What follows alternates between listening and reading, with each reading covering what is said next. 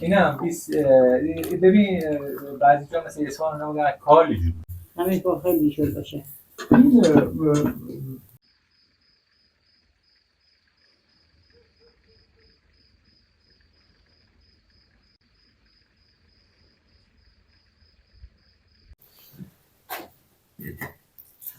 اونجا به اونجا خوب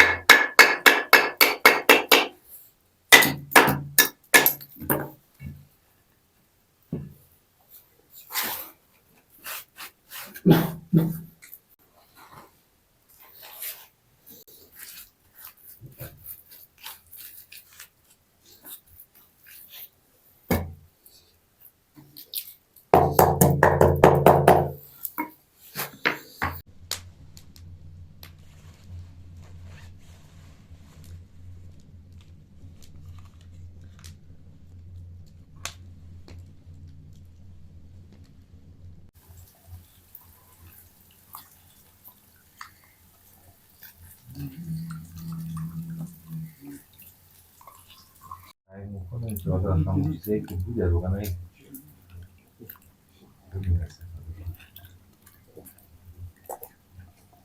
بعد روغن دنبه به چی اضافه میکنید الان؟ پیاز پیاز. بله روغن دنبه و پیاز داغ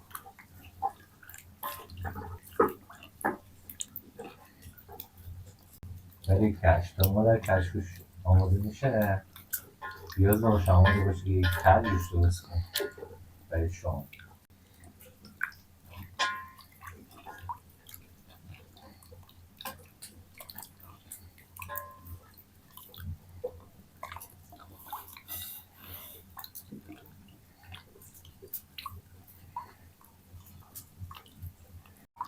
کشک سویل داره خود ندارم آره خیلی هم خوش. اینا ببین بعضی جا مثل اصفهان اونا میگن کال جوش ما بله. میگن این کال همون انگار نارسه جوش ناقص میخواد یعنی به محضی که میخواد گل بخوره ورش میداریم ما نمیذاریم بجوشه تو کال جوشو یا برید قدیم کالش اصلا توی مناطق کبیری اونا که بیشتر بوده جایی که گله داری اونا میکردن ما توی فصل بهار که میشه شروع میکنه گله به شیر و ماستا دادن اینا خب خیلی جای ایران همین داره میان همه چی رو از این لبنی جدا میکنن از این شیر و ماست کرش رو جدا میکنن اون به اصطلاح ما میگیم تلف یا قرقو رو توش جدا میکنن و بقیه دوباره هم دوباره میشه بیافته تو کیسه داستان کش درست میشه همینا دوباره تو زمستون دوباره همش با هم دیگه و میشه یه غذا اون موقع مثلا تا تازه شو استفاده میکنن و اضافه‌ش هم همینطوری نگه می‌داشتن پنیر می‌شده غذای ساده‌ای میاد ولی خیلی غذای مقوی بله و سنگینی هم هست. بله هنوز هم آتیش زغاله یه خورده کار داره بذار من زغاله تو برسدم تو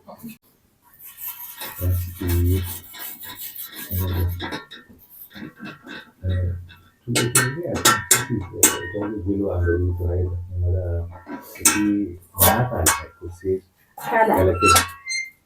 ببین چیزی اضافه روش نباشه فقط مقالش بیاد فقط مقالش بیاد چیزی دیگه نمیخواد توش هم چیزی نباشه فقط خاکستره خب این بردارم مادر دیگه خمیری موقع ببینید شما خمیر اون وقت دیدید چقدر پایین بود وقتی ما در چیزمه که نگو که الان چقدر اومده بالاتر نصفه اومده خمیر الان رسیده الان اما بیبره منحنیاش خوب شده بسم الله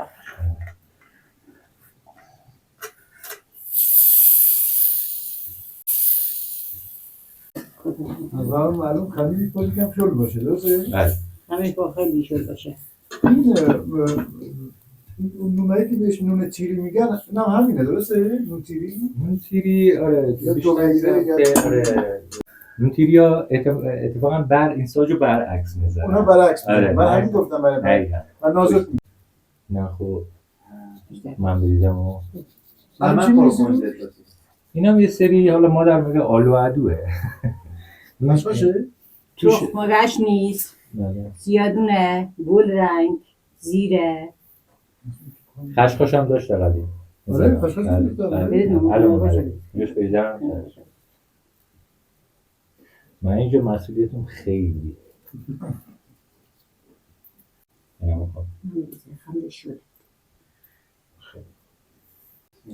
این بردارم یه روغن میخواد زیری. باید باشه. روغن چون هر روز خیلی بله. ترجوشه بیام کمک کنم. نه دست اگه تصمیم ندارم.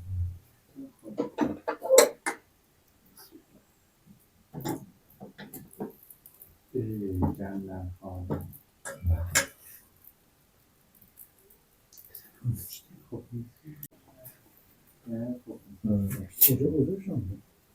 یه دونه هست بس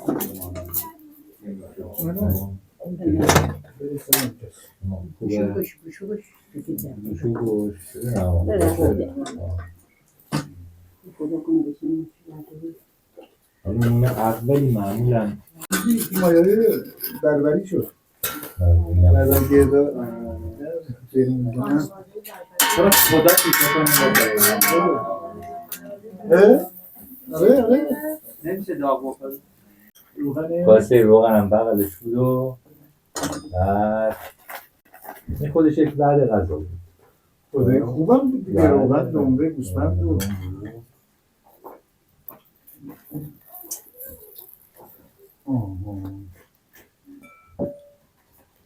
سبک کافیه. نه میدونم میخوام ببینم چیز دیگه لازمه برای بکنم اگر دسته پارچه آب و میکنم بشه غذا کلن شام و بعد اینجا بیا اینا بس کنیم.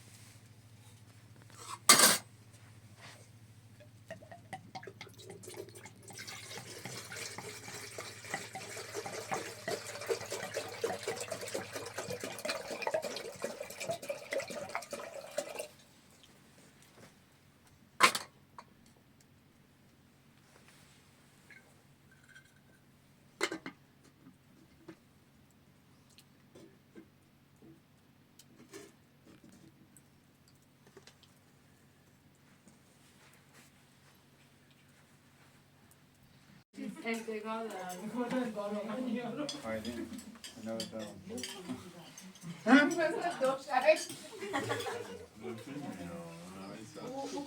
به زیر بالش